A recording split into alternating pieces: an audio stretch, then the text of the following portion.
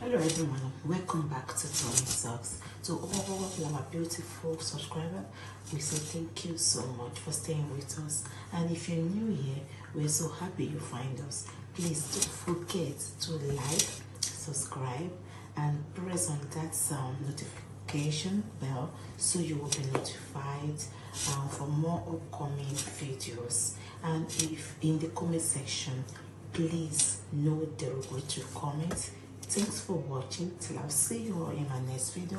Stay safe, stay blessed. I love you all. Bye.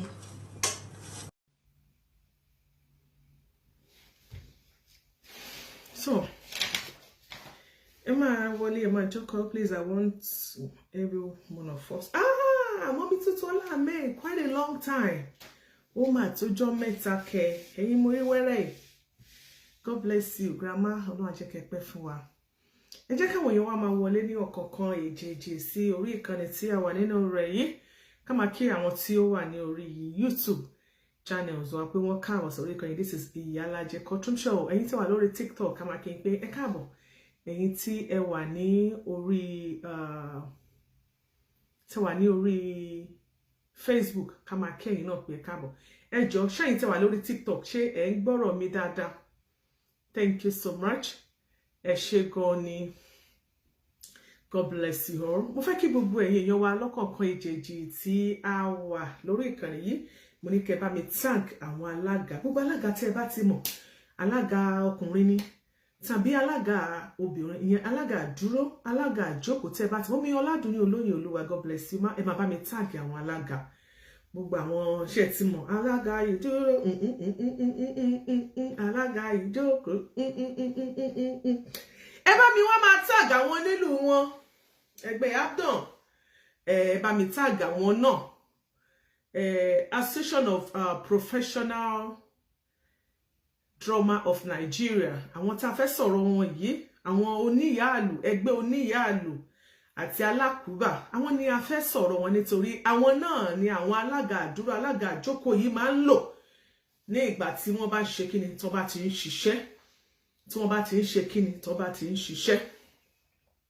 Tó bá ti ń ṣe kíni tó bá ti ń ṣiṣẹ́. Gẹ́gẹ́ bẹ́ẹ̀ ti mọ̀ pé iṣẹ́ Alaga Iduro, Alaga Ijoko kò ṣeé fọwọ́ rọ́ sẹ́yìn láwùjọ.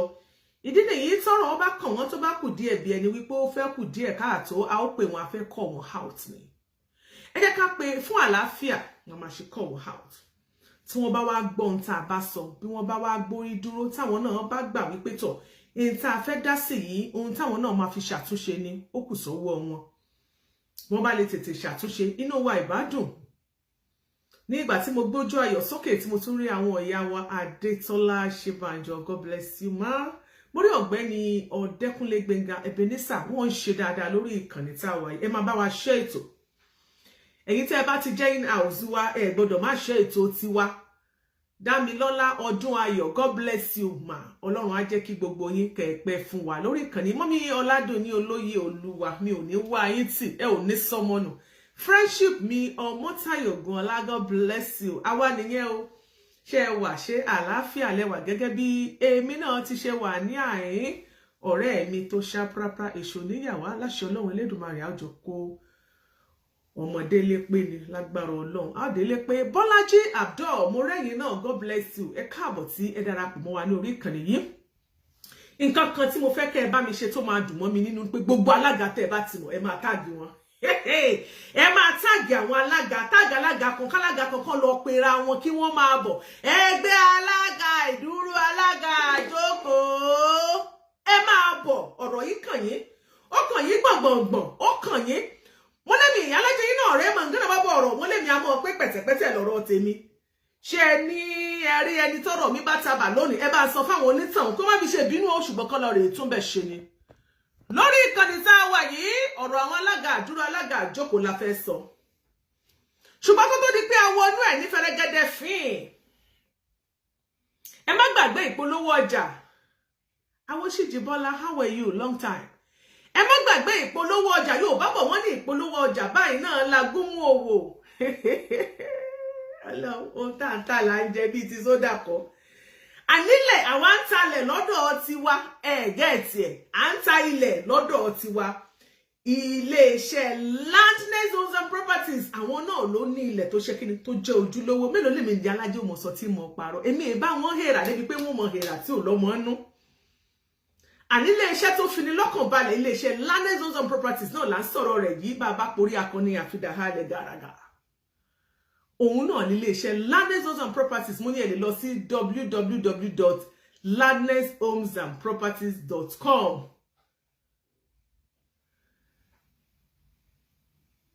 Oh, Lady Tii Aunty Production. Oh, God bless you. Oh, ẹ̀yin ni oh, God bless you, ma. Ẹ káàbọ̀ sórí ìkànnì yìí. God bless you, sister. Mo láwọn ní bá wà lẹ́nà tí ọlọ́mọ́nú ẹ ṣàkàn sí iléeṣẹ́ Landness Homes and Properties tẹ́ ẹ bá fẹ́ donílé ẹ kọ́kọ́ nílẹ̀ ẹ bá wa ralẹ̀ tẹ́ ẹ bá ralẹ̀ dọ́dọ̀ tiwa ó fọkàn balẹ̀ a máa fún yín ní allocation yín láì ṣe pé bẹ̀rẹ̀ sí sunkún àbí ẹ̀ ń dààmú àbí ẹ̀ ń sáré sókè àbí ẹ̀ ń fẹ́ jọ́ sun blogger ní àsìkò tá a bá ti sọ wípé a fẹ́ ṣe òun náà ló máa kàn yín lọ́wọ́ nílé iṣẹ́ wa nílé iṣẹ́ Landness ẹ lọ sí www.landnesshomesandproperties.com tàbí kẹ́ pè wọ́n sí ẹ̀rọ ìbánisọ̀rọ̀ tí mo fẹ́ pè yìí ẹ má gbàgbé nítorí àwọn tó wà lórí TikTok ní máa fi gbogbo ẹnu máa pa àwọn nọ́mbà yìí máa fi ṣaláfibọ̀ ẹ pè wọ́n sí 090 kẹ́ wá mú 4 kẹ́ wá tún wá lọ kẹ́ wá mú 989877 kẹ́ wá fi parí ẹ̀ ṣe pé mo ti pín báyẹn a fi ṣe aláfibọ̀ ní ẹ mú 090 ẹ wá mú 989877 ẹ máa fi parí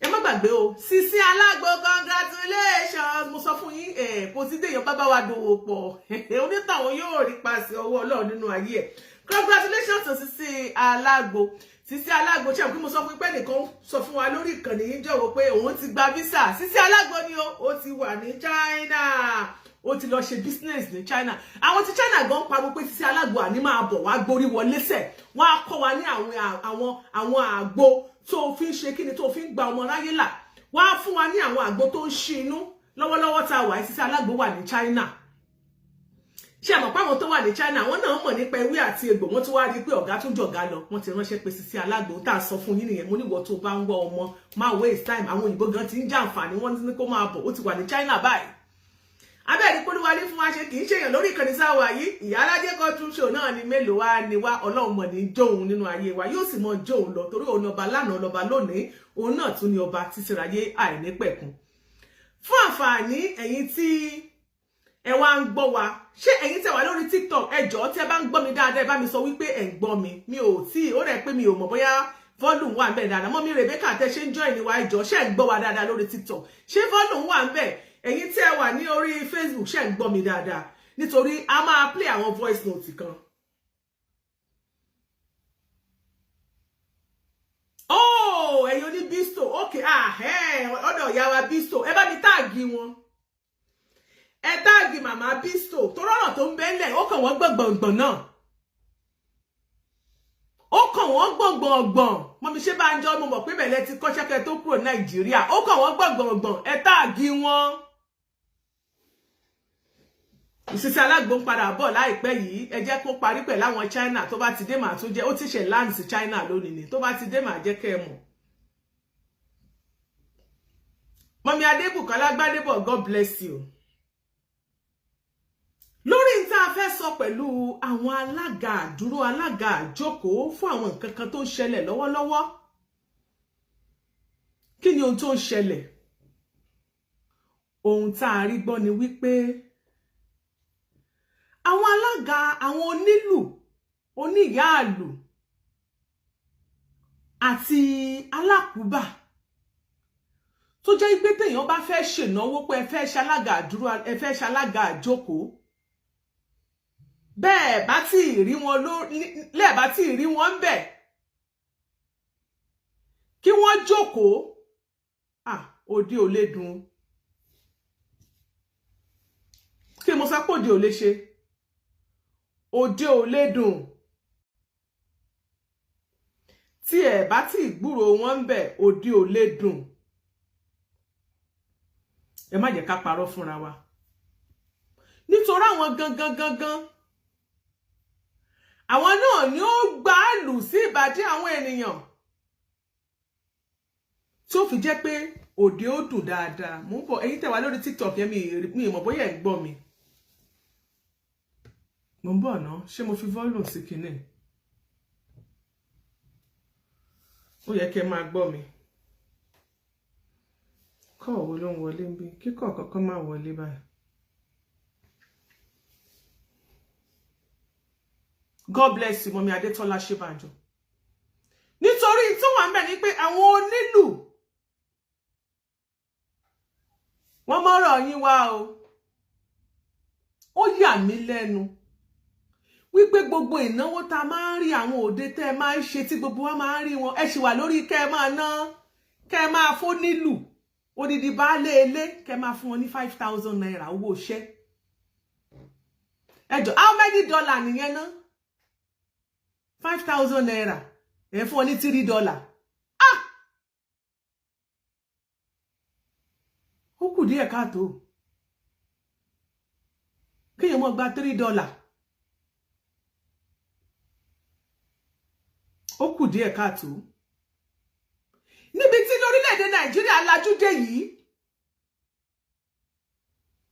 èmi rò bí wípé bí iṣẹ́ ṣe ń lọ síwájú ló yẹ kí àwọn owó tá a máa san fáwọn tó ń bá wa ṣiṣẹ́ kó máa lọ síwájú.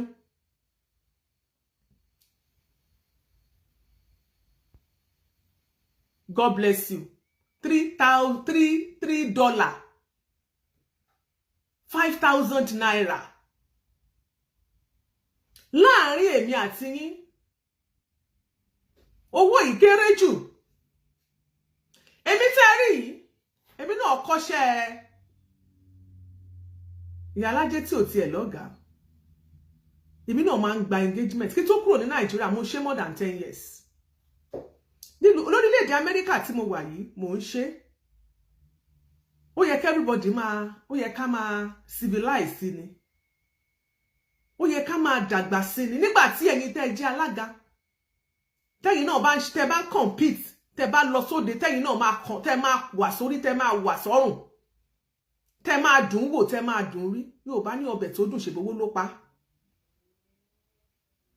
àwọn owó tẹ́ ń gbà lóde lẹ́yìn tẹ́ bá charge ẹni tó fẹ́ ṣènáwó ẹ tún máa pawó lójú agbo o igba ọpẹ́ ó wà ńbẹ̀ ẹ gbélẹ̀ tẹ́tí ẹ̀ ṣe tẹ́tí níbẹ̀ gan tẹ́tí ń ju orin báyìí lẹ́tí mú bàbá ọkọ bàbá ìyàwó lẹ́tí ọ̀rá kó gbogbo wọn lẹ́tí ń ṣe kíni àwọn níbọ̀ alága charge but the alagas do charge for Onilu fare separately. Wọ́n forí wọ́n gbowó ní 5,000 naira làwọn alága ń fún wọn. Ó dẹ̀ kù díẹ̀ káàtó. Nígbà tẹ́ bá san 5,000 naira fún yàn, ìgbà ó lórí yẹn náà tó ní lárí inú ayé. Ìgbà tẹ́ bá san 5,000 fún yàn, Adéọmọdé, God bless you sir. Ìgbà tẹ́ san 5,000 fún yàn, ẹ tún expect wípé kónítọ̀hún náà kóhun náà wọṣọ gidi kó tẹ̀lé yín lẹ́yìn kónítọ̀hún náà wọṣọ kó bá ìgbà mu with 5,000 naira ẹ jẹ́ ká sọ tòótọ́ fúnra wa 5,000 naira tẹ́ pé ní Nàìjíríà lónìí èló ni wọ́n ń tẹja ṣáwá èló ni wọ́n ń tẹja aláràn ṣé 5,000 naira tẹ́ ń fún baálé ilé tó kúrò nílé tó tẹ̀lé yín lọ sóde ṣé 5,000 yẹn ṣé ó rẹja aláràn méjì ẹ jẹ́ ká jọ sọ́lẹ̀ ara calculation ni o ṣé béèrè ò fàjà.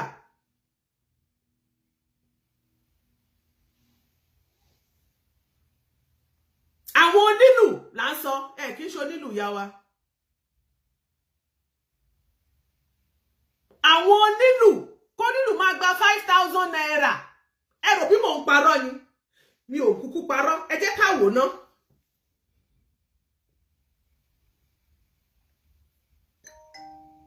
Mo ń bọ̀ ná voice note kan ti wọlé o lára nǹkan tí mo nídìí ni mo ń bọ̀. Mọ́mì mo gba mẹ́sẹ̀jì. Mo ń bọ̀ ná. Ẹ jẹ́ kí n gbọ́ mẹ́sẹ̀jì náà. Mẹ́sẹ̀jì kan wọlé fún mi. Ẹ má bínú. Excuse me. Ẹ jẹ́ kí n gbọ́ mẹ́sẹ̀jì yẹn.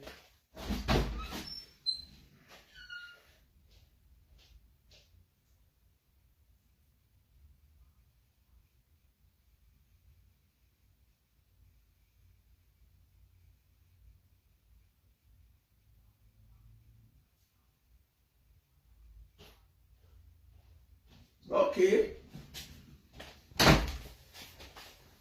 So, àwọn onílù ẹ má bínú o. Èmi mọ̀ wípé lóòótọ́ bí ìyàwó kan ṣe sọ wípé àwọn kan lè wà ká máa ṣonílù wọn dáadáa bí ilé ayé ṣe rí nìyẹn. Ṣùgbọ́n Yorùbá ló pòwe kan wípé olówó kan láàrin òtòṣì mẹ́fà wọ́n ló tòṣì gbogbo wọn. Nígbà tá bá kéèyàn bí 10 jọ bóyá ẹnìkan ló ń ṣe dáadáa nínú àwọn 10 ẹjọ́ tó ní tọ́lọ́ kàtígórì wo la fẹ́ kọ̀ yẹn mọ́ kò kárí. Báwo lèèyàn ṣe máa fún onílù most wọn majority wọn ká pé 90 kìíní% wọn 95% wọn ọ̀kan ní 90% 5,000 ìmí ìgò tún ní sọ 5,000 yẹn ẹ tún gbọ́rú ẹ̀rù. Ìmí ìgò ní sọ 5,000 níbi tá a ti gbọ́ wípé wọ́n láwọn kan sì tún máa ń tọ́jú àwọn onílù àwọn kan fún àwọn ẹ jẹ́ ká tiẹ̀ gbọ́ voice note iná. Ẹ jẹ́ ká gbọ́ voice note iná.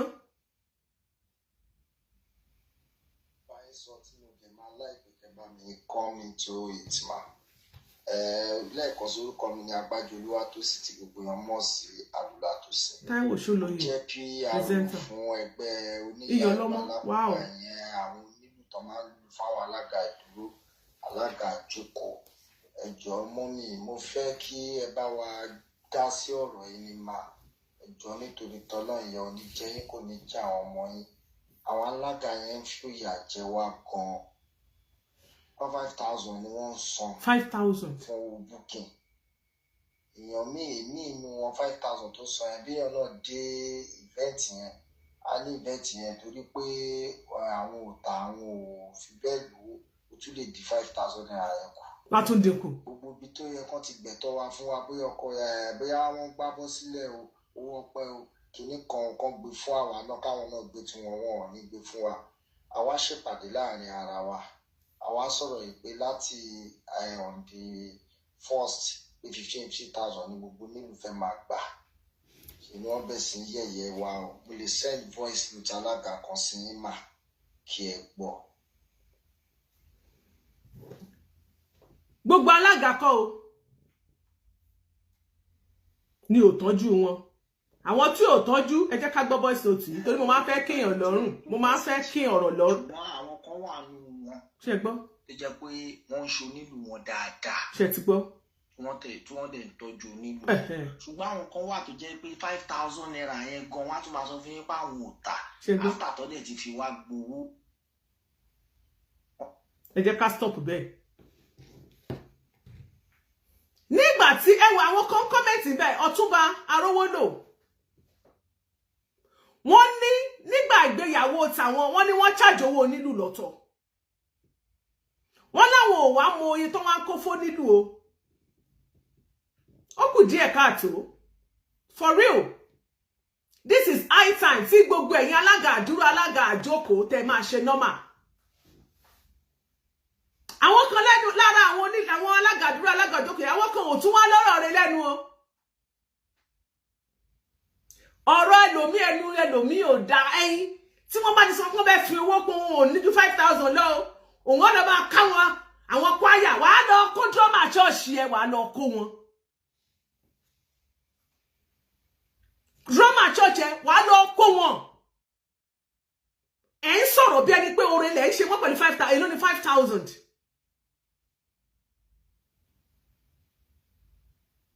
L'Amẹ́ríkà táwa yìí ti bá gbaṣẹ́ èmi ò kí bọ́ nílùú dúnàdúrà. Tó bá pè mí pé kí n wá bẹ ṣe alága àdúrà alága àjókòó èmi máa charge ẹ oye tèmi fẹ́ gbà lélẹ̀. Màá wá sọ fún ẹ pé onílù mi o nọ́mbà ẹ̀ lélẹ̀ kó pé kẹjọ dúnàdúrà mi ò mọ nǹkan tó tẹ́ bá jọ sọ sí kò yé mi. Tó bá dẹ̀ fẹ́ pé bóyá ò gbó nílùú owó nǹkan tẹ́ bá jọ sọ tí ò bá wọ̀ bóyá o fẹ́ kó wá okay mo ti gbọ́ bóyá o fẹ́ kí n máa bẹ́ẹ̀ fẹ́ lùlù ní. Ṣé only 5 naira that cannot feed a family. Bẹ́ẹ̀ ni kò rẹ́jà aláàrọ̀ méjì kò rẹ́jà aláàrọ̀ àtàtà. Kí ọkọ bá wọlé kó má lè sọ pé oye tí mo parí kókó fún ìyàwó ẹ̀. That is unfair. That is unfair. Onilu tó ẹni tí ó bá fẹ́ ṣe ìyàwó. Ìtẹ́ bá mọ̀ wípé ẹ máa forí wọn gba owó ẹ̀ ní máa kówó yẹn sílẹ̀ fún wọn. Ṣé jẹ́ kó máa kẹ́ àwọn tó fẹ́ ṣe ìyàwó kó máa bọ́ nílùú wọn sọ̀rọ̀, kó máa bọ́ nílùú sọ̀rọ̀. Any engagement or blah, oye báyìí lèmi máa gbà. Àwọn nílùú mi, nọ́mbà mi lélẹ̀. Ẹ máa nídìí onílù méjì lẹ. Ẹ máa nídìí alákùúbà kan o. Ẹ máa nídìí oníyàlù kan o. Àbí ẹ máa nídìí yàlù méjì alákùúbà kan o. Ẹjọ́ sọ wọ́n ti bára wọn sọ oye báyìí làwọn fẹ́ gbà. Bẹ́ẹ̀ ni yóò bá dẹ̀ ti lówó lẹ́gbẹ́ òun fẹ́ ṣe wedding. Kẹwàá lọ microphone nìkan fún náà, ó ní òfò nílùú. Bọ̀ kì í ṣe pé kẹwàá máa kẹ́ ìgan tí wọ́n máa ọgbọ́n gbogbo ọ̀rọ̀ yẹn bẹ́ẹ̀ ni pé ẹ̀ ń gbá onílù ni. Benny Ben, God bless you. Ẹ ń gbá onílù ni. Ẹ forí wọn gbowó. Yàtọ̀ tẹ́ bá ń sọ onílù ló ń lù, ẹ̀jẹ̀ ló ń lò. Gbogbo àwọn ẹgbẹ́ yẹn tó bá gbégbá gan, ẹlòmíì àgbégbá síwájú. Àwọn onílù náà àgbégbá síwájú tiẹ̀. Tó bá rí wípé àwọn èèyàn gan fi owó sínú gbá onílù yẹn tówó yẹn bá pọ̀, ó máa dàmọ́ tiẹ̀, wọ́n máa ń ṣe dáadáa tí mo mọ̀. A ní má wọ̀rí, a máa pín pọ̀. Irọ́ ni. Tó bá fún lówó jù ló máa fún 500 or 1000 àgbogbo tó bá gbà yóò máa tún dàmọ́ tiẹ̀. Ojú kòkòrò ẹlò bó sì yín ti pọ̀ ju ojú kòkòrò yín pọ̀. Ẹ̀yin tẹ́ fẹ́ kọ́ mọ́ ṣiṣẹ́ kó má mówó délé ó pọ̀ jù lára ẹ̀yin tẹ́ Alaga Iduro Alaga Ijoko àtọkùnrin àtobìnrin yín àtọmọdé àtàgbà ẹ̀yin náà fi wo tó nílùú bá jọkọ yín kó wá lọ látàárọ̀ kó padà dé kó mú 5,000 naira wá ẹ jẹ́ ká jọ rò ó ẹ̀yin wá délé wá káwó torí mo mọ̀ bá ṣe ń pa owó lára owó gan pàápàá envelope tó kó wá gan tí wá ń bẹ́ẹ̀bẹ́ ó bẹ́ẹ̀bẹ́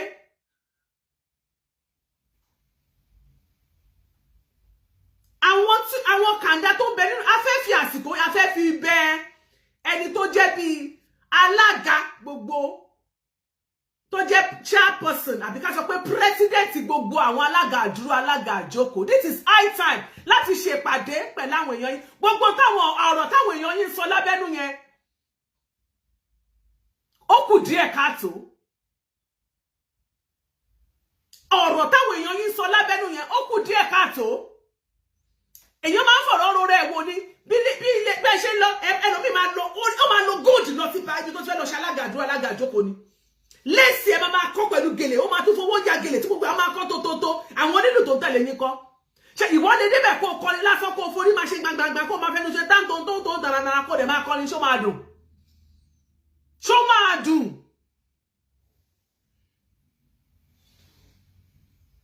owó tẹ̀tì ẹ pa ní ẹ máa wọlé bọ́ọ̀kẹ̀sì máa san tó gẹ̀ẹ́sì ìṣòwò ni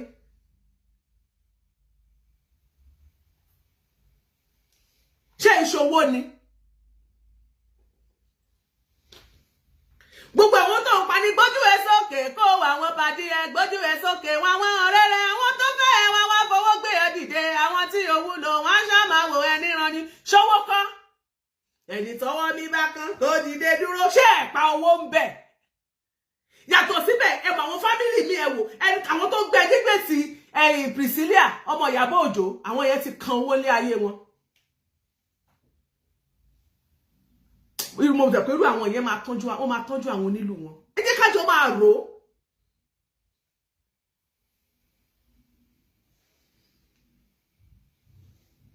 alága tó classic God bless you àti alága àǹtí kan ti wà lọ́dọ̀ wa àǹtí ẹjọ́ nítorí tọ́lọ́hún this is unfair ẹ lè máa fi ìyà jẹ àwọn onílù yín. We are going to continue to drag you on social media. Ẹ lọ bèrè dáadáa. Ẹ lè máa pawó, ẹ má bá wọn dá sọ̀rọ̀ owó mọ́. Tó bá fẹ́ ṣe wedding, ẹ jẹ́ kó bọ́ nínú sọ̀rọ̀ náà. Ẹ charge wọn fún tiyẹn fún nínú sílẹ̀ kó charge wọn náà. Why giving them 5,000 naira? Owó kíni? Ẹlòmíì àlóhùn òtá tún máa fún wọn ní 3,000, 4,000, 2,500. Kí ló dé? Kẹ́ mọ fún yàn $2. Ṣé pawó ni ẹ máa ṣe makeup ẹ máa ṣe gàgàgà ẹ máa lo lace complete ẹ máa wọ bàtà tí gbogbo ẹ máa glitter tó máa shine ẹ máa lo òrùka ẹ máa lo gbogbo ẹ dànù àwọn alága yín àwọn onílù yín àwọn wà Ankara ẹlòmíì wà Ankara ẹ̀gbọ́n ti mọ igi lọ́rùn yóò gi lọ́rùn kì í ṣe pé èpè kọ́ kì í ṣe pé a fi ń bú wọn owó yẹn ò yọ ni tó bá mú 5,000 délé ẹjọ́ ṣẹ́jà aláràn ló máa fi rà ẹ̀yin gangan fúnra ara yín ṣe lè ṣe 5,000 naira ẹ jẹ́ ká fi rora wa wò ẹ̀yin tẹ́ ilé ìṣẹ́ Alaga Iduro Alaga Ijoko yìí 5,000 naira ṣé ẹ lè fi ṣe bẹ̀ nínú ilé tẹ́ máa jẹ ìkà ni ẹ̀yin tẹ́ bá ń ṣe báyẹn gbogbo yín kọ́ ẹ̀yin tẹ́ ń ṣe ẹ mọ́ra yín ìkà ni ẹ̀yin tẹ́ ń ṣerú ẹ̀ wọ́n wá sọ tàìsàn àwọn kẹ́ni tó bá ti yá ajé báyẹn ẹ jẹ́ ká play voice note díẹ̀ nínú àwọn alága yẹn fún yín kẹ́ lè mọ̀ yí pé ẹlòmíì nínú wọn kò dáa ẹlòmíì nínú àwọn alága yẹn ìwà tó kù díẹ̀ káàtó lẹ ẹ wò mí tá a bá ti gbé update jáde mo sọ fún yín voice note a máa follow ni update tí mo gbé jáde lásán voice note ẹ̀yin alága ń wọlé ni máa play díẹ̀ fún yín bẹ́ẹ̀ kẹ́ ẹ lè mọ irú èèyàn tẹ́ ẹ jẹ́ ẹ jẹ́ ká lo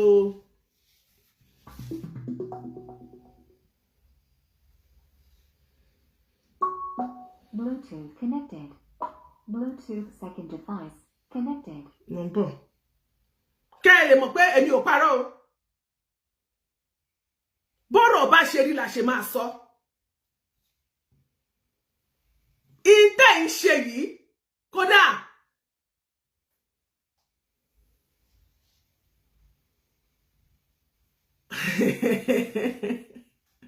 So decisions Isaac Temitope come and defend me. Ṣọ́nílù yín lẹ̀ ń pè Alaga tó classic. Ṣọ́nílù yín lẹ̀ ń pè kó wá defend yín. Ẹ jẹ́ ká gbọ́ àwọn onílù yín jáde. Àwọn oníyàlú àti alákùbà. Ó yẹ kẹ́ máa tọ́jú. Ẹ máa bá mi tag àwọn alága tag àwọn alága yẹn tó. Àǹtí kan ni mo ṣì rí bí alága tó classic nìkan ni mo ṣì rí. Alága tó classic ẹ jọ̀ọ́ máa bá mi tag àwọn èèyàn yín. This is unfair. Ẹ máa fẹ́ ti ara yín gbọ́. We stand. Prominent Alaga United we stand. Prominent Alaga.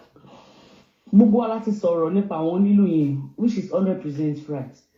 But àwọn alága mi àwọn lọ́gbà yẹn wọn ló nílù lọ́wọ́. How can you stood so low tó máa fẹ́ onílù yìí? Kò yé mi bó ẹnu olórílù ẹ fẹ́ fi dẹnu kọ mi ẹnu oló fẹ́ fi toast. Nígbà tó jẹ́ pé ẹ ṣayé wọn dáadáa. Ṣé onílù yẹn wọ́n ṣe èèyàn ni? Ìgbéraga pọ̀ fẹ́ni tó ń sọ̀rọ̀ yìí. A ní dárúkọ ẹ. Màá yá fi orúkọ ẹ ṣùgbọ́n mo ohun ara ẹ. Ìgbéraga pọ̀ fún ẹ. Hooligancy and arrogancy. Ṣé onílù l'Amẹ́ríkà yìí tó bá tó sí ẹ kó tó sọ pé please I love you wá tí máa sọ pé yes I agreed I love you too God bless you ma kó tó sọ pé kí onílù yẹn tó sọ fún yín pé please would you be my wá tí máa pé yes I will be your girlfriend I will marry you nítorí pé wọ́n tọ́jú àwọn onílù tó wà níbi tẹ́ ẹ bá mọ̀ àwọn onílù tó wà l'Amẹ́ríkà kì í ṣẹgbẹ́ onílù Alaga Iduro Alaga Ijoko tó ń gbaṣẹ́ lójoojúmọ́ ẹlòmí Nàìjíríà kí ló ń sọ èlò lẹ́ ń gbà but ẹ̀yin náà ẹ wò báwọn èèyàn ṣe ń sọ̀rọ̀ pé onílù àwọn kan fún onílù wọn so ẹni tó bá jẹ́ alága ń sìn tó jẹ́ pé ibi tó ti rí ìfẹ́ lọ́dọ̀ onílù ṣẹ̀ṣẹ̀ ni mo béèrè wo ni o aláàtí sọ wípé ayé àtijọ́ ni wọ́n sọ pé alùlù gbomi ẹ̀kọ́ àwọn onílù alùlù sórí